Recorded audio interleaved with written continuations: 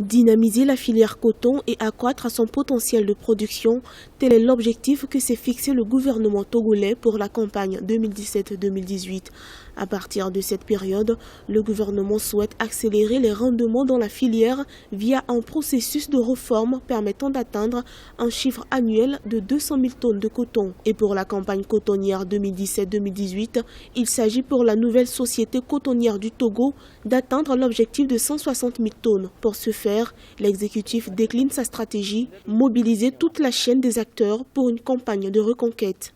Le gouvernement oublie de dire que dans les années 1996, il y a à peu près 20 ans, le Togo avait presque fait 180 000 tonnes.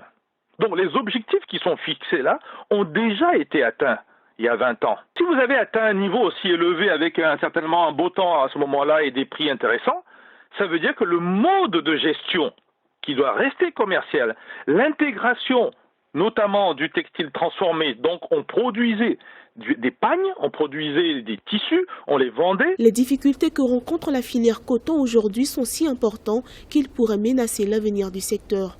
D'autres stratégies et réformes s'imposent. Ainsi, il faudra miser sur la transformation locale pour une plus-value dans ce secteur. Aujourd'hui, la plupart des usines togolaises de transformation n'existent pas.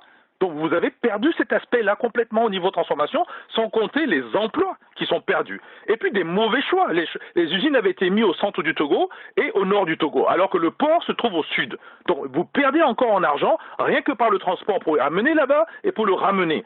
Au Togo, le coton est la première culture de rente et le deuxième produit exporté après le phosphate. Principale source de revenus agricoles du pays avec 4% de contribution au produit intérieur brut national, il représente 50 à 80% des recettes d'exportation du pays. Selon des analystes, pour arriver à relancer la filière, il faut que le gouvernement encourage les investissements privés.